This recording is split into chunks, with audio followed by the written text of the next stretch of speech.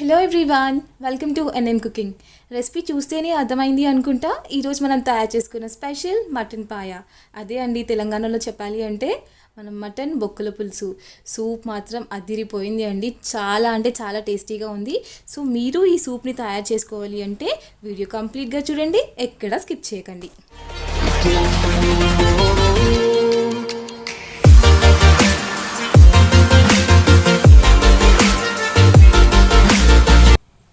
So ఈ mutton బొక్కల సూప్కి కావాల్సిన ఇంగ్రీడియంట్స్ నేను ఇంగ్లీష్లో కూడా మెన్షన్ చేశాను. అలాగే వీడియో మొత్తం ఇంగ్లీష్ సబ్టైటిల్స్ కూడా ఇచ్చాను.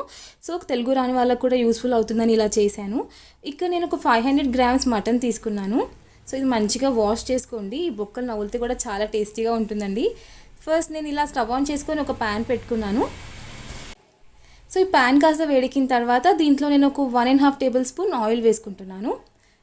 సో ఇలా ఆయిల్ వేసుకొని నీట్గా ప్యాన్ మొత్తం స్ప్రెడ్ చేసుకోండి.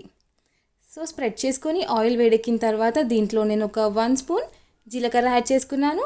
అలాగే ఒక 8 నుంచి 10 వరకు మిరియాలు కూడా యాడ్ చేసుకున్నాను. దాని తర్వాత ఒక 5 లవంగాలు, 5 నుంచి 6 లవంగాలు వేసుకున్నాను. కాస్త దాల్చిన చెక్క కూడా యాడ్ చేసుకుంటున్నాను. సో ఇక్కడ అన్నీ మంచిగా ఫ్రై అవుతున్నాయి చూసారా. నెక్స్ట్ కాస్త వెల్లుల్లి కూడా యాడ్ చేసుకున్నాను.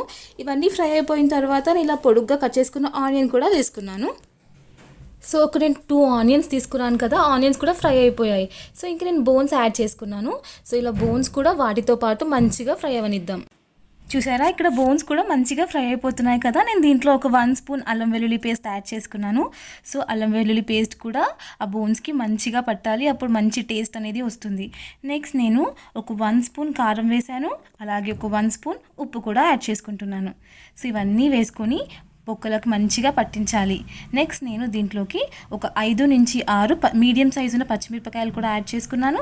అలాగే కాస్త కొత్తిమీర కూడా యాడ్ చేసుకున్నాను. ఇవన్నీ యాడ్ చేసుకున్న తర్వాత దీంట్లో నేను ఒక 1 స్పూన్ పసుపు కూడా యాడ్ చేసుకుంటున్నాను. చూసారా, కలర్ కూడా చేంజ్ అయిపోయింది, బొక్కలు కూడా మంచిగా ఫ్రై అయిపోతున్నాయండి. సో ఇక్కడ నేను సూప్ని తాగుతున్నాను కాబట్టి ఉప్పు కారం కాస్త తక్కువగా వేశాను.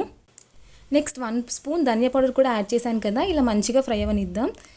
మనము ఏజ్ పెరుగుతున్న కొద్దీ మన బోన్స్ అనేవి వీక్గా అవుతాయి. సో మనం ఇలా హెల్తీగా రెసిపీస్ ప్రిపేర్ చేసుకొని తిన్నామనుకో మన హెల్త్ కూడా బాగుంటుంది, బోన్స్ కూడా స్ట్రాంగ్గా ఉంటాయి. సో ఈ బోన్ సూప్లో నెక్స్ట్ నేను 1 ఫుల్ బాటిల్ వాటర్ వేసుకొని మంచిగా మరగపెట్టుకుంటున్నాను.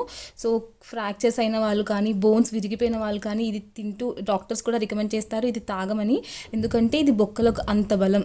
సో మీరు ఇలా మంచిగా హెల్తీగా ప్రిపేర్ చేసుకొని తినండి, మీకు పక్కాగా నచ్చుతుంది. చూసారా, ఇలా నేను కుక్కర్ పెట్టేశాను కదా, 2 విజిల్స్లో మంచిగా అయిపోయిందండి. చూడండి, చాలా టేస్టీగా కూడా ఉంది. సో మీకు పక్కగా నచ్చిందని అనుకుంటున్నాను. మీరు ట్రై చేసి మీకు ఎలా వచ్చిందో నాకు కమెంట్స్లో షేర్ చేయండి. So thank you one and all for watching this video. Please like చేయండి, షేర్ చేయండి, అలాగే సబ్స్క్రైబ్ టు ఎన్ఎన్ఎం ఛానల్.